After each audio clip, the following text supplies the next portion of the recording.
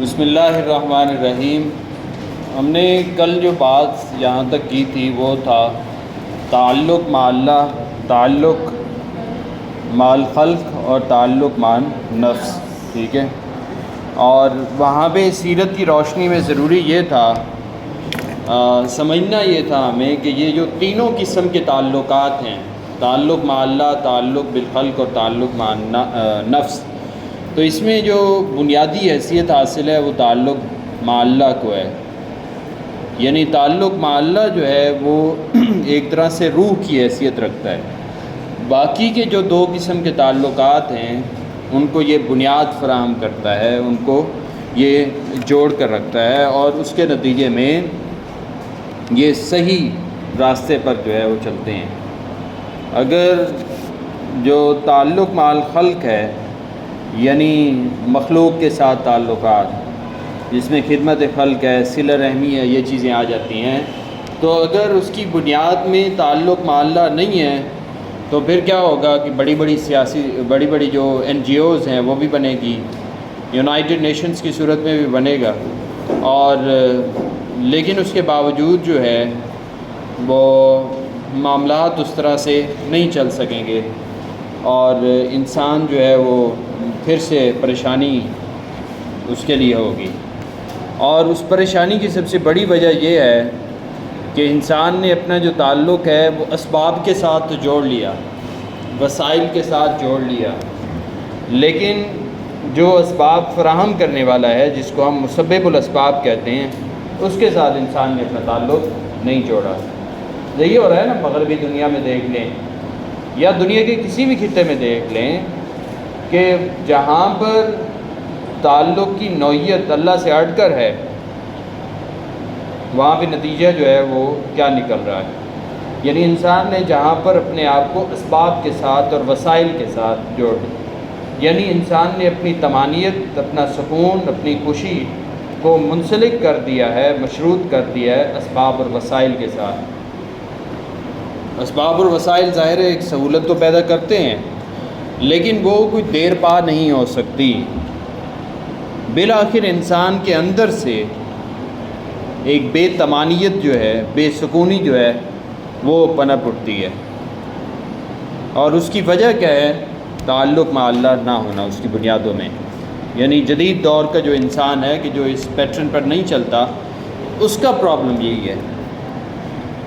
تو اس لیے جو سیرت النبی صلی اللہ علیہ وسلم ہے، اس کی جو تعلیمات ہیں وہ ہمیں یہی بتاتی ہیں کہ بنیاد جو ہے وہ تعلق مع اللہ ہونا چاہیے، اور یہی بات ہے کہ سب سے پہلے جو زور دیا جاتا ہے وہ اللہ کی ذات اور صفات ہیں۔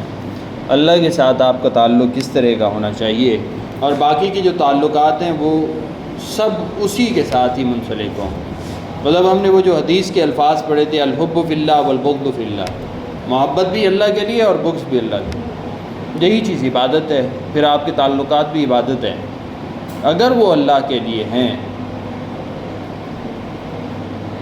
اگر وہ اللہ کے لیے نہیں ہے تو پھر اسباب کے ساتھ منسلک ہیں، پھر وسائل کے ساتھ ہیں۔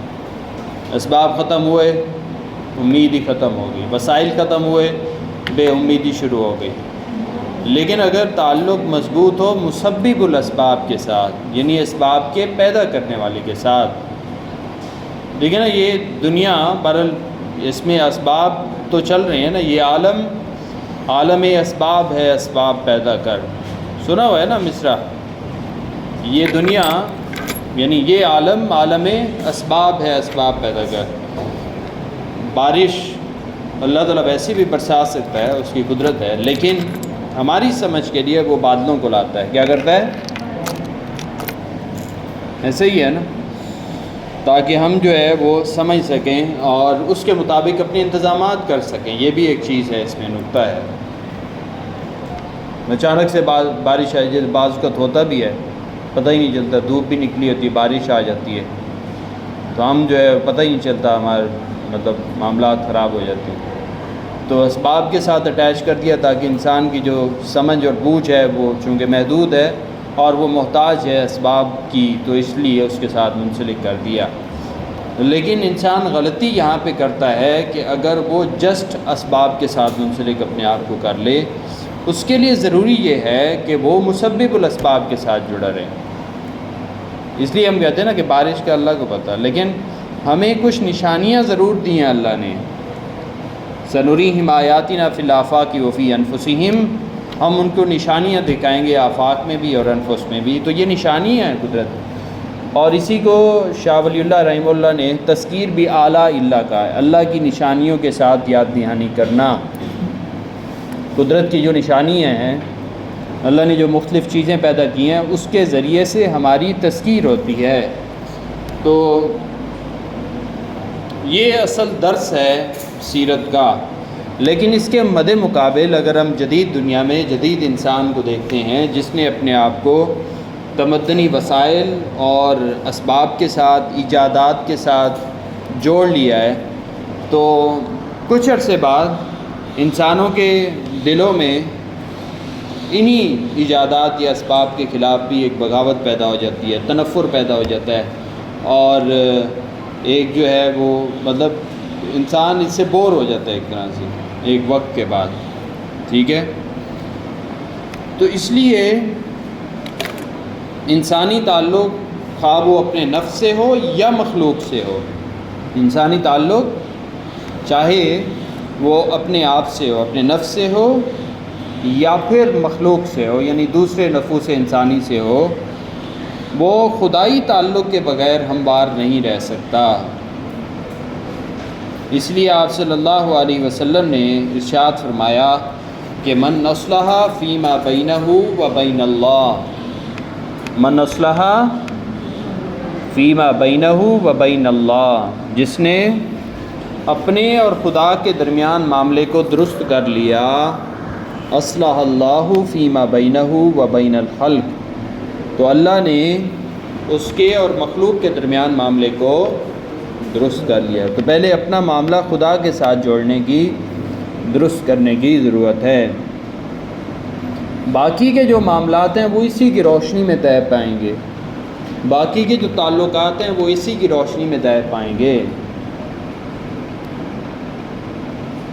دیکھیں وہ تعلق مع اللہ تھا نا، اسی کی بنیاد پر چچا بھتیجے کے سامنے، بھتیجا چچے کے سامنے میدان کارزار میں، میدان جنگ میں ہے، برسر پیکار، ایسے ہی ہے۔ کس کے لیے؟ بنیاد تو تعلق مع اللہ، الحب فی اللہ والبغض فی اللہ، ہے کہ نہیں ہے؟ تو یہ چیز ایمان ہی ہے کہ جو اس طرح کی کیفیت پیدا کر سکتی ہے، اس کے علاوہ جو ہے وہ کوئی نہیں ہے۔ یعنی اس سے پہلے اگر دیکھیں تو خاندانی عصبیت ہے، قبائلی عصبیت ہے، وہ تو موجود تھی، وہ آج بھی کسی نہ کسی شکل میں موجود ہے کہ نہیں ہے؟ جو مختلف بنیادوں پہ امتیازات پائے جاتے ہیں، ڈسکریمنیشنز پائی جاتی ہیں، وہ آج کے دور میں بھی پائی جاتی ہیں، اس وقت بھی تھیں، لیکن اس وقت ختم کیا اور تعلقات کی بنیاد نہ تو زبان کو قرار دیا، نہ نسل کو، نہ وطن کو، صرف الحب فی اللہ والبغض فی اللہ، اللہ کے لیے محبت اور اللہ کے لیے بغض۔ تو آج بھی اگر کوئی بہتری چاہتا ہے تو اس کے لیے پیٹرن یہی ہے۔ مقصد جس کے لیے ہم سیرت النبی صلی اللہ علیہ وسلم کا مطالعہ کر رہے ہیں وہ یہی ہے کہ ہماری زندگیاں ان میں اصلاح کیسے پیدا ہو، تو ان میں اصلاح ایسے ہی پیدا ہوگی سیرت کی روشنی میں۔ یہی وجہ ہے کہ سیرت کے کورس کو ایک ایکسٹرا کریڈٹ آر کے ذریعے سے بھی یہاں پہ متعارف کروایا گیا، جو کہ تمام جتنے بھی پروگرامس ہیں اس وقت چل رہے ہیں اس میں یہ رائج ہے، پڑھایا جا رہا ہے۔ لیکن معاملہ جو ہے وہ صرف پڑھنے پڑھانے کا نہیں ہے۔ جب تک ہمارا اعتقاد مضبوط نہیں ہوگا، جب تک ہمیں یہ ہمارے دل و دماغ میں راسخ نہیں ہوگا کہ سیرت کی اس قدر ویلیو ہے، تب تک ہم اس سے مستفید نہیں ہو سکتے۔ جو بھی کر لیں، جتنی کتابیں بھی پڑھ لیں، ہمیں یہ ماننا ہوگا، ہمیں یہ تسلیم کرنا ہوگا دل و جان سے، اقرار باللسان و تصدیق بالقلب۔ جیسے ہمارا اللہ پہ ایمان ہے، ایسے رسالت پہ اور ایسے ہی سیرت پہ، یعنی یہ یقین کہ یہ واقعی قابل عمل چیز ہے، اس کو اس دور کے اندر بھی قابل عمل بنایا جا سکتا ہے اور اس سے استفادہ کیا جا سکتا ہے۔ تو اس لیے اگر ہم سیرت النبی صلی اللہ علیہ وسلم کو اپنا کر اپنی زندگی کو صحیح بنیادوں پر اٹھانا چاہتے ہیں تو ہمیں کیا کرنا ہوگا؟ سیرت کی روشنی میں ان تینوں تعلقات کو، تعلق مع اللہ، تعلق مع النفس اور تعلق مع الخلق، ان کو چلانا ہوگا۔ اس کے بغیر جو ہے ممکن نہیں ہے۔ اور یہ بھی یاد رکھنا ہوگا کہ ان کی روح اور ان کی بنیاد صرف تعلق مع اللہ ہے۔ یہ بہت بڑا کانسیپٹ ہے، اس کو اگر انسان سمجھے تو یہی اصل میں فلسفہ ہے، نقطہ نظر ہے۔ ہمارا فلسفہ زندگی یہی ہے کہ ہمارے سارے معاملات اللہ کی طرف لوٹتے ہیں۔ ہم کہیں پہ بھی ہیں، وہ انسان یورپ میں بستا ہے، ایشیا میں بستا ہے، افریقہ میں بستا ہے، امریکہ میں ہے، دنیا کے کسی خطے میں بھی ہے، اس کے سب کے معاملات لوٹتے ہیں اللہ کی طرف، خالق کائنات کی طرف۔ اگر وہ ہے تصور تو پھر تو ٹھیک ہے، نہیں تو پھر انسان نے اپنے آپ کو وسائل کے ساتھ جوڑ لیا ہے۔ وسائل تو معدوم ہونے والے ہیں، ختم ہونے والے ہیں۔ وسائل ختم ہوئے، وسائل کیسے ختم ہوتے ہیں؟ ادھر سے زلزلہ آیا، عمارت گئی، دھنس گئی، ادھر سے تھوڑا سا پانی کا ایک ریلا آیا اور سیلاب کی صورت میں سارا بہا گیا۔ ابھی بھی سیلاب آیا ہوا ہے ایک خطے میں، ہے کہ نہیں؟ ہر سال آتا ہے تقریباً۔ کچھ تو قدرتی آفات کے طور پہ آتی ہیں چیزیں، اور کچھ ہماری مس مینجمنٹ کے طور پہ بھی آتی ہیں، جب ہم اپنی عقل و فکر کو درست طریقوں پر استعمال نہیں کرتے تو بھی دونوں چیزیں اس میں ہیں۔ لیکن بہرحال ہیں تو یہ اسباب ہی، تو اپنے آپ کو اسباب کے ساتھ ساتھ مسبب الاسباب کے ساتھ جوڑنا صحیح بنیادوں پر ضروری ہے۔ اور اس کا درس بھی ہمیں کہاں سے ملتا ہے؟ سیرت النبی صلی اللہ علیہ وسلم سے۔ یعنی اگر ہم خدا نخواستہ سیرت یا تعلق مع اللہ سے کنارہ کش ہو کر زندگی کا پیٹرن بنائیں تو پھر کیا ہوگا کہ ہماری سیاست، اقتدار، یہ جو ہے اس طرح کی ہوں گی کہ جس میں اخلاقی روح نہیں ہوگی، محض کوری سیاست ہوگی۔ اور اس طرح کی سیاست میں، اس طرح کے نظام میں، اس طرح کے انتظام میں کسی بھی وقت کسی پر بھی ظلم و ستم ہو سکتا ہے، زبردستی ہو سکتی ہے، اور اس سے بچنے کی کوئی راہ نہیں ہوتی، کیونکہ اس کی بنیاد میں تعلق مع اللہ نہیں ہوتا۔ انسانی اقدار ہوتی ہیں، انسانی تعلقات ہوتے ہیں، تو اس کی بنا پہ، کیونکہ انسانی تعلقات اور اقدار کے اندر تعصب ہو سکتا ہے، پارشل ہوتے ہیں نا، جانبداری ہوتی ہے۔ یعنی ہمارا کوئی بھی نظام بنتا ہے اور اس کی بنیاد پر تعلق مع اللہ نہیں ہے تو پھر اس کی ایبسنس میں بننے والا نظام، اس نظام میں کسی پر کسی وقت بھی ظلم و ستم ہو سکتا ہے، کیونکہ اس میں خدا ترسی نہیں ہے، خدا پرستی نہیں ہے، خدا کا ڈر نہیں ہے۔ انسانوں نے انسانوں کے معاملات انسانوں کے ساتھ ہی چلانے ہیں، تو پھر اس میں تعصبات آ جاتے ہیں، جانبداری آ جاتی ہے، رشتہ داریاں آ جاتی ہیں، تعلقات آ جاتے ہیں۔ ہوتا ہے کہ نہیں ہوتا ایسے؟ لیکن اگر اس نظام میں بنیاد یہ ہو کہ جتنے بھی تعلقات ہیں اس کی روح تعلق مع اللہ ہے، تو پھر ان سب خرافات سے اور خرابیوں سے انسان بچ سکتا ہے، کوئی بھی نظام ہے وہ بچ سکتا ہے۔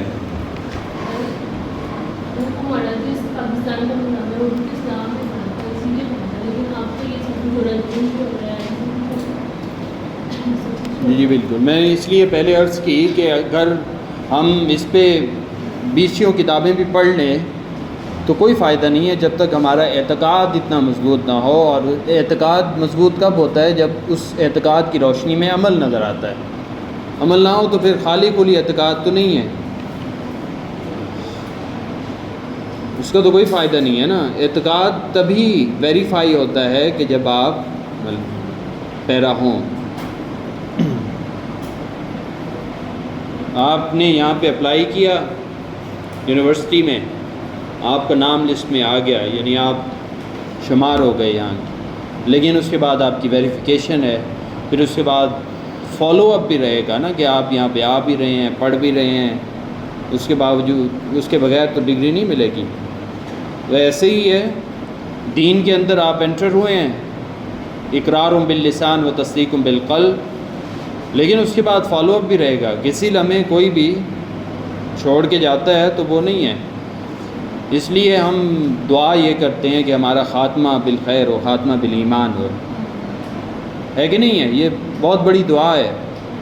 ایک بندہ ہے، اس نے ساری زندگی اسلام پر گزاری ہے، لیکن خدا نہ خواستہ کی صورت میں اگر آخری لمحے وہ کہیں ارتداد کا شکار ہو گیا، کہیں پھر گیا، کہیں غلط عقیدے نظریے کے ہتھے چڑھ گیا، تو اس کا نتیجہ خراب۔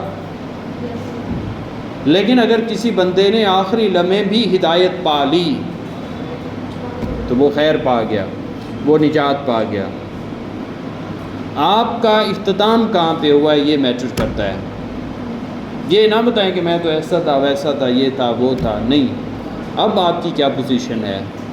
اس لیے میں نے کہا shut the door behind you, ہے کہ نہیں، کہ ماضی کے دروازے بند کرنے ہوں گے۔ آپ کا حال ہی اصل ہے، یعنی آپ کلاس میں بیٹھے ہیں تو آپ کلاس میں ہی بیٹھے ہیں۔ اگر آپ کلاس میں نہیں بیٹھے اور آپ کہیں پہ یا تو روڈ میں ہے یا پھر گھر پہ ہیں تو پھر آپ کی کلاس نہیں ہوگی۔ ایسے ہے کہ نہیں ہے؟ اس کو کہتے ہیں دین کی زبان میں یکسوئی۔ کیا کہتے ہیں؟ یکسوئی۔ یکسوئی توحید بھی ہمیں یکسوئی سکھاتی ہے۔ اسلام کی اور دین کی بنیاد ہی یہی ہے کہ نہیں ہے؟ تو یہ بڑی ضروری ہے، یہ پوری لائف کے لیے ہے نا۔ ظاہر دین جو ہے وہ ہماری پوری لائف کو سیٹل کرتا ہے۔ لائف لیسنز یہاں سے ملتے ہیں، عملی نمونہ ملتا ہے جس کو ہم پڑھ رہے ہیں، اور وہ ہے سیرت النبی صلی اللہ علیہ وسلم۔ یعنی سیرت کو صرف واقعاتی انداز سے پڑھنے، اگر کوئی صرف واقعاتی انداز سے پڑھتا ہے تو اس کو صرف معلومات ملتی ہیں کہ غزوہ بدر 2 ہجری کو ہوا تھا، غزوہ احد 3 کو ہوا تھا۔ یہ ضروری نہیں ہے، یہ ضروری ہے کہ کیوں، آخر کیوں ضرورت آئی غزوات کی، آخر کیوں آپ صلی اللہ علیہ وسلم کو اپنے دندان مبارک شہید کروانے پڑے، آخر کیوں خندق کھودنی پڑی۔ کیا اللہ تعالیٰ خود نہیں وہ ان کے لیے وسائل بنا دیتا کہ چلیں جی یہ لیں؟ نہیں، ایسے تو نہیں کیا۔ یعنی حکم یہ ہوا، پیٹرن یہ سیٹ کیا کہ آپ کو اسباب خود ہی بنانے ہیں، تلاش کرنے ہیں، کہ نہیں؟ یہ اصل میں سیرت کا ہے۔ ہم جو اکثر معاملات میں کنفیوز ہوتے ہیں کہ یہ تو مقدر ہے جی، تقدیر جیسے ہوگا ویسے ہوگا، جیسے اللہ نے چاہا ویسے ہوگا۔ ہمیں کیا پتہ اللہ نے کیا چاہا ہے کہ نہیں؟ ہمیں پتہ ہے اللہ نے کیا چاہا ہے۔ تو تقدیر تو اصل میں اللہ کا پیشگی علم ہے جو کہ ہمارے پاس نہیں ہے، اس لیے ہمیں جستجو کا حکم ہے۔ وَلَيْسَ لِلْإِنسَانِ إِلَّا مَا سَعَىٰ، انسان کے لیے وہی ہے جس کی وہ جستجو کرتا ہے، کوشش کرتا ہے۔ لیکن وہ جستجو اور کوشش، اس کا ایک عملی نمونہ ہمارے سامنے ضرور موجود ہے، اور وہ ہے سیرت النبی صلی اللہ علیہ وسلم کی روشنی میں۔ تو اس لیے اگر کوئی، وہ جو ہم تعلقات کی بات کر رہے تھے، کہ اگر کوئی تعلق مع اللہ سے ہٹ کر خدمت خلق کرتا ہے، رفاہی کام کرتا ہے، اور اس میں خدا ترسی نہیں ہے، اخلاقی اقدار نہیں ہے، تو وہ کوری خود نمائشی ہو سکتی ہے، اور شہرت پسندی ہو سکتی ہے، خود پرستی ہو سکتی ہے۔ بندے نے اپنے صرف اطمینان قلب کے لیے وہ کیا ہو، اپنی شہرت کے لیے کیا ہو، اس میں امکان ہے۔ لیکن اس میں صرف ایک پوائنٹ ہے کہ اگر وہ یہ سارا کچھ کر رہا ہے اللہ کے لیے، تو اس کا یہی رفاہی کام جو ہے، یہی خدمت خلق کی عبادت بن جاتی ہے۔ اب آپ کو سمجھ آتی ہے کہ جو بہت ساری تنظیمیں ہوتی ہیں جو کام کر رہی ہوتی ہیں، جن کے کام اچھے بھی ہوتے ہیں، یقیناً قابل تعریف، قابل ستائش ہوتے ہیں، ہم ان کی ستائش کرتے ہیں نا، یہی ان کا ریوارڈ ہوتا ہے جو ان کو مل جاتا ہے۔ اگر ان کے پیش نظر وہ اللہ کی رضا ہو تو پھر اس کا نتیجہ اللہ دیتا ہے۔ ان کے پیش نظر جو ہوتا ہے، یعنی جس انسان کے پیش نظر جو ہوگا، مسلمان ہے، غیر مسلم ہے، کوئی بھی انسان ہے، یہاں بھی دانستہ میں انسان کا لفظ استعمال کر رہا ہوں، اس کی وجہ یہی ہے کہ کوئی بھی انسان، یہ دنیا چونکہ ایسے ہی ہے، اللہ نے ترتیب ایسے دی ہے، اس میں کاز اینڈ ایفیکٹ بھی چلتے ہیں، ایفرٹ ورسز جو رزلٹ ہے وہ بھی چلتا ہے، یعنی ایفرٹ آپ کی کیا ہے، اس کے رزلٹ کیا نکل رہا ہے وہ بھی ہے۔ یہ ہو سکتا ہے کہ اس کے اکارڈنگ نہ نکلے، یہ ہو سکتا ہے کہ دیر سے نکلے، لیکن ہوگا صحیح۔ بعض کا یہ ہے کہ سربراہ جو بیٹھا ہوتا ہے اس کی چونکہ نگاہ جو ہے وہ زیادہ وسعت والی ہوتی ہے، تو وہ اس کے اکارڈنگ یعنی رزلٹس جو ہے وہ دیتا ہے، ہمارے فائدے کے لیے چیزیں ہوتی ہیں۔ وہاں پہ ہم کہتے ہیں قدر اللہ ما شاء، یعنی ہم نے کوشش کی لیکن ہماری ایکسپیکٹیشن کے مطابق اگر رزلٹ نہیں آیا تو پھر ہم وہاں پہ کیا دعا کرتے ہیں، قدر اللہ ما شاء۔ لیکن ہمارے ہر کام میں خدا ترسی ہونا ضروری ہے، اس کی بنیاد تعلق مع اللہ ہونا ضروری ہے۔ ماں باپ کی خدمت کر رہے ہیں تو اس کے لیے کیوں کر رہے ہیں؟ اللہ کا حکم ہے، وَقَضَىٰ رَبُّكَ أَلَّا تَعْبُدُوا إِلَّا إِيَّاهُ وَبِالْوَالِدَيْنِ إِحْسَانًا۔ کوئی بھی کام کر رہے ہیں، کسی کے ساتھ تعاون کریں، اگر آپ اسے اللہ کا حکم سمجھ کے کریں گے تو اس میں وہی کام آپ کا عبادت بن جائے گا، اگر وہ سمجھ کے نہیں کریں گے تو وہی آپ کے لیے شہرت کا سبب بن سکتا ہے، واہ واہ ہو جائے گی، ہوتی بھی ہے۔ تو جو جیسے چاہے گا ویسا اس کو ملے گا، جس کی جو نیت ہوگی ویسا اس کو ملے گا، ٹھیک ہے؟ تو اس لیے یہ اصولی چیزیں جو ہے وہ سمجھنا ضروری ہے۔ اچھا، اس کا دوسرا اسپیکٹ یہ ہو سکتا ہے کہ اگر ہم اجتماعی تعلقات سے الگ ہو کر، معاشرتی تعلقات سے الگ ہو کر، خدمت خلق یا انسانی تعلقات سے الگ ہو کر عبادت اور خلوت گزینی کو اختیار کر لیتے ہیں، الگ تھلگ کہیں غار میں، کہیں پہ الگ کمرے میں، کہیں پہ مراقبے میں، کہیں رہبانیت اختیار کر لیتے ہیں، دنیا چھوڑ دیتے ہیں، انسانی تعلقات چھوڑ دیتے ہیں، تو یہ جو ہے یہ بھی ٹھیک نہیں ہے، کیونکہ دین میں تو اجتماعیت کی بنیاد رکھی گئی ہے، اجتماعیت کا درس دیا گیا ہے، مل جل کے معاملات چلانے کا درس دیا گیا ہے، وہ مس ہو جائیں گے۔ یعنی اللہ نے یہاں پہ انسان کو بھیجا تو اکیلے زندگی گزارنے کے لیے نہیں بھیجا، بلکہ پورے معاملات، یعنی زمین کو آباد کرنا بھی ایک عبادت ہے، زمین کی آباد کاری بھی، بنجر زمین پڑی ہے اس کی آباد کاری آپ کرتے ہیں، یہ بھی عبادت ہے، اللہ کے لیے کرتے ہیں، اللہ کا حکم ہے، اگر اللہ کا حکم سمجھ کے کریں تو عبادت ہے۔ تو یہاں پہ یہ نہیں ہے کہ آپ الگ تھلگ بیٹھ جائیں اور اسی کو دین سمجھیں۔ کچھ صحابہ کرام نے اس طرح کی خواہش کا اظہار کیا کہ ہم چاہتے ہیں، کسی نے کہا کہ میں پورا سال ہی روزہ رکھنا چاہتا ہوں، کہ میں روزہ رکھوں، کسی نے کہا میں نکاح نہیں کرنا چاہتا، ٹھیک ہے، کہ میں صرف عبادت ہی کروں۔ اللہ کے رسول صلی اللہ علیہ وسلم نے اسے ناپسند فرمایا اور اجازت نہیں دی، ہے کہ نہیں؟ یعنی آپ نے معاملات بھی چلانے ہیں، پھر دیکھیں نا دین کا حسن دیکھیں، انہی معاملات کو اگر آپ دین کے اکارڈنگ چلائیں گے، سیرت کے پیٹرن پہ چلائیں گے تو وہی عبادت ہے، وہی پھر آپ کی شادی بھی عبادت، نکاح بھی عبادت ہے۔ جیسے آج کل شیخ اسد کر رہا ہے عبادت، واقعی یعنی یہاں پہ غلط تعلقات نقصان دہ ہیں انسان کے لیے، وہاں پہ صحیح تعلقات عبادت بھی تو ہیں، اللہ تعالیٰ نے ایک عدل کا پیمانہ بھی تو رکھا ہے۔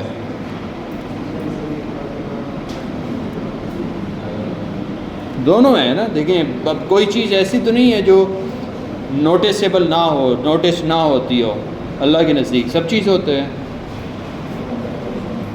تو اس لیے نہ تو دین یہ ہے اور نہ سیرت کا یہ درس ہے کہ اجتماعی تعلقات سے الگ ہو کر محض عبادت میں اپنا وقت گزارا جائے اور رہبانیت اختیار کر لی جائے، کیونکہ یہ اجتماعیت کی اساس کے خلاف ہے۔ سیرت ہمیں اجتماعیت کا بھی درس دیتی ہے۔ بس اس سے نتیجہ کیا نکلا کہ اگر خدمت خلق ہے اور اس میں عبادت نہیں ہے تو وہ انانیت ہے۔ کیا ہے؟ انانیت کیا ہوتی ہے؟ ایگوئزم۔ اگر خدمت خلق ہے عبادت کے بغیر تو وہ کیا ہے؟ خدمت خلق ہونی چاہیے لیکن عبادت کے ساتھ۔ اور عبادت کا تصور کیا ہے؟ الحب فی اللہ والبغض فی اللہ. خدمت نفس ہے لیکن اس میں خدا ترسی نہیں ہے، تو اس کو ہم نفسانیت کہیں گے. کیا کہیں گے جناب؟ نفس کی خدمت کر رہے ہیں، جم شم کر رہے ہیں، ڈولے شولے بنا رہے ہیں، بھاگ دوڑ کر رہے ہیں، خوراک اچھی کھا رہے ہیں. نفس سیلف ہیلپ کی جو سیلف امپروومنٹ ہے، سیلف گرومنگ ہے، سارا کچھ کر رہے ہیں. اگر اس کا مقصد وہی ہے جو ہے تو پھر وہی ملے گا جو ہے. سمجھ آئیے؟ اس کو ہم نفسانیت کہیں گے. لیکن یہ کوئی دین میں منع نہیں ہے، یعنی یہ کر سکتے ہیں، self grooming, self development, self improvement کرنی چاہیے. لیکن مقصد کیا ہے یہ میٹر کرتا ہے، نیت کیا ہے وہ میٹر کرتی ہے. یعنی اگر مقصد جو ہے وہ ڈولے شولے دکھانا ہو تو پھر بس وہی حاصل ہوگا. لیکن اگر مقصد ہو المؤمن القوی خیر من المؤمن الضعیف، کہ طاقتور جو مومن ہے وہ بہتر ہے کمزور مومن سے، تو پھر یہی آپ کا جم کرنا بھی عبادت بن جائے گا، سپورٹس کرنا بھی عبادت بن جائے گا. کام وہی ہوتے ہیں. اس لیے ہم کہتے ہیں نا کہ وہ اہل مغرب جو ہے وہ بڑے اچھے کام کر رہے ہیں. کام تو یہ ہیں ہی جی انسانوں کے، اور کیا کریں. کام اور معاملات تو یہی ہیں، صرف ایک تصور کا فرق ہے. تصور کیا ہے کہ نیت کیا ہے آپ کی، مقصد کیا ہے، ارادہ، خیال کیا ہے، عقیدہ کیا ہے، نظریہ کیا ہے. تو اس لیے جناب کہ اگر خدمت نفس ہے اور اس میں خدا ترسی نہیں ہے تو وہ کیا ہے؟ نفسانیت. اور اگر آپ جو ہے وہ عبادت کرتے ہیں الگ تھلگ ہو کر اور اس میں خدمت خلق نہیں ہے تو وہی رہبانیت بن جاتی ہے، جو کہ پہلے میں نے وضاحت کی. یعنی آپ مدنیت کو چھوڑ کے، اجتماعیت کو چھوڑ کے کسی جگہ الگ تھلگ ہو جاتے ہیں کہ بس میں ذکر و فکر میں اور عبادت میں مشغول رہوں گا، تو یہ پسندیدہ طریقہ نہیں ہے. ہاں، فکر نہیں ہے، معاملات چھوٹ گئے، اجتماعیت چھوٹ گئی. یعنی اسلام جو ہے، سیرت جو ہے، وہ ایک بیلنس لائف گزارنے کی تعلیم دیتے ہیں. نہ تو اس میں افراط ہے اور نہ تفریط ہے. ایسا نہیں ہے کہ آپ صرف کسی ایک پہلو کی طرف جھک جائیں. آپ کو پوری باڈی کو، پورے دماغ کو، پورے عقائد کو، پورے نظریات کو، پورے معاملات کو بیلنس رکھنا ضروری ہے. اس کے بغیر معاملات نہیں چلیں گے. لائف کے اندر جو بیلنس ہے وہ بہت ضروری ہے. جیسے ڈائٹ بھی بیلنسڈ ہونی چاہیے. آپ کو جو انگریڈینٹس ہیں ڈائٹ کے وہ پتہ ہونے چاہیے کہ کاربس کون سی ہیں، وائٹامنس کون سے ہیں، منرلز کون سے ہیں، پروٹینز کون سے ہیں.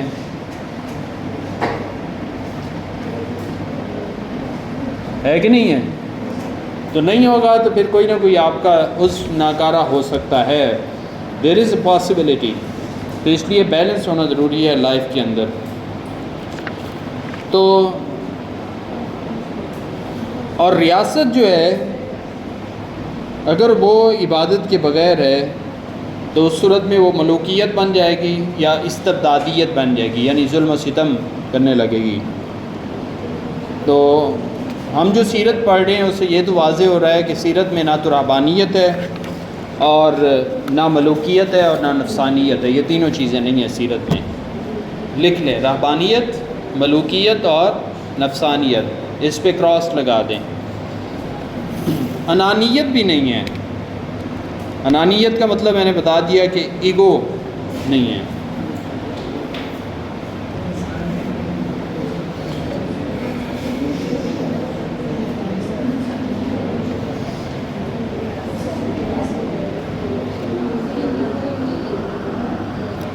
تو اس لیے جناب سیرت النبی صلی اللہ علیہ وسلم یہ جتنے بھی عناصر ہم نے ذکر کیے ان کو اگر ہم بیلنس میں استعمال کریں تو یعنی ان کا جو حسین امتزاج ہے، یعنی یہ ساری چیزیں ہوں اس میں، تو پھر یہ ایک بیلنس طرز زندگی بن جاتا ہے، اور وہ نمونہ صرف ہمیں ایک ہی اس سے ملتا ہے، اور وہ ہے سیرت النبی صلی اللہ علیہ وسلم۔ تو اس لیے ہم کہتے ہیں کہ سیرت جو ہے وہ جامع طرز زندگی ہے، جس کے اندر جامعیت ہے، اس کے بغیر، اس کے علاوہ کسی اور نظام میں اس قدر جامعیت نہیں ہے جس قدر سیرت النبی صلی اللہ علیہ وسلم میں پائی جاتی ہے۔